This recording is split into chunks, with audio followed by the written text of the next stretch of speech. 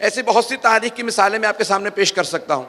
अज़ान गिरामी, तारीख भरी पड़ी है ऐसे वाक़यात से कि जहाँ जनाब अम्मार, हज़रत अम्मार यासिर रज़ी अल्लाह अन्हो सहाबी रसूल हैं, उनके वालिद और वालदा इस्लाम के सबसे पहले शहीद हज़रत यासिर और हज़रत सुमैया।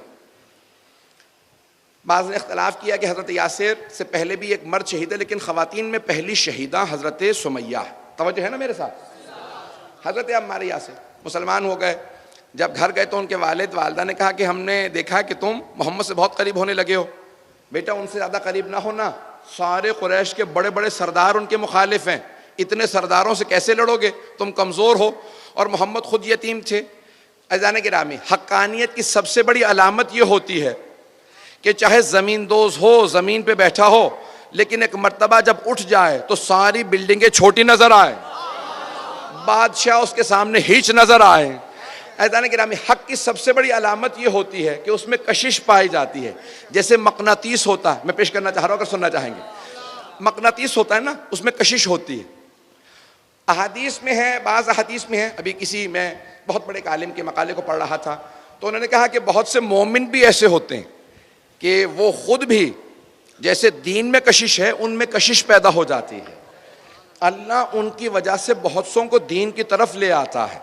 सिर्फ नबी और आले नबी ऐसे नहीं हैं, उनका मकाम तो बहुत ज़्यादा है कि उनके बाज़ मानने वाले ऐसे बन जाते हैं कि उनके मानने वाले होते हैं, लेकिन उनकी वजह से लोगों में कशिश पैदा हो जाती है। हज़रत अम्मार यासिर उन्हीं में से थे। अपने पूरे कबीले में माँ बाप सबके सामने जब जाते थे तो वो कहते थे, बेटा क्या बात है, बिल्कुल बदल चुके हो, तुम्हारी सूरत बदल गई है, तुम्हारी सीरत बदल गई है।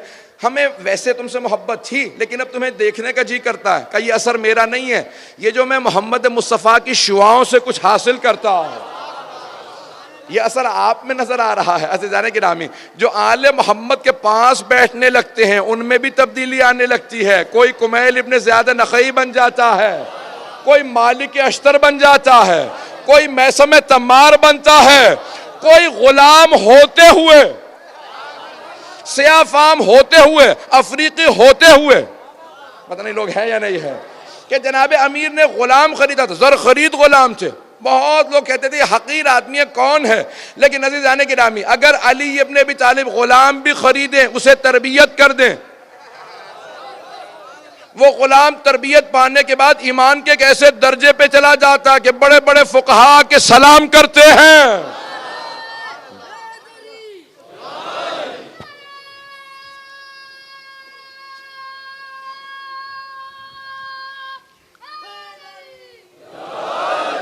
अज़ान गिरामी, ये दर ऐसा है, इसके अंदर कशिश है। आइए जरा मैं चंद मिसालें देना चाह रहा हूँ आपकी खिदमत में कि इंसान के अंदर ये कशिश पैदा हो जाए कि जहाँ जाए दीन उसके अंदर नज़र आने लगे कि ये बाअमल इंसान है।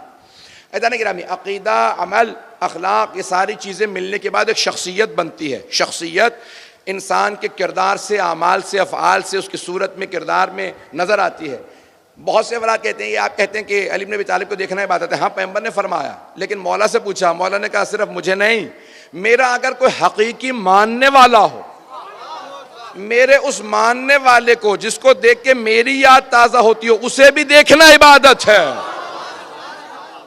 आलिम रब्बानी को देखना इबादत है। अज़ान गिरामी, हमारे अंदर एक ऐसा मक़नातीस है कि अगर हम उसको सांसते चले जाएं, तरबियत करते चले जाएं, सैकल करते चले जाएं, तो हम में कशिश पैदा हो जाएगी, मुख्तलिफ हालतें पैदा हो जाएंगी। एक हदीस पेश करना चाहता हूँ जिसके लिए मैंने सारी तमहीद बांधी है कि मासूम फरमाते हैं, अल मुमिनु कल्मा, मोमिन जो है वो पानी की तरह से होता है।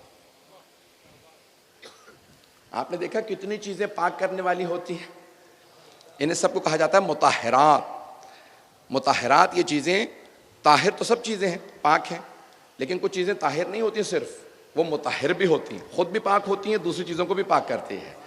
उनमें सबसे पहले है पानी, और मासूम फरमाते हैं मोमिन भी पानी की तरह से होता है। सिर्फ खुद पाक नहीं होता, जहाँ जाता है लोगों को पाक करता रहता है। तो क्या मतलब, यानी आप और मैं कहीं से गुजरेंगे तो वो जगह पाक हो जाएगी? नहीं, पानी जिस्मों को पाक करता है, मोमिन नफ्सों को पाक करता है, दिलों को पाक करता है।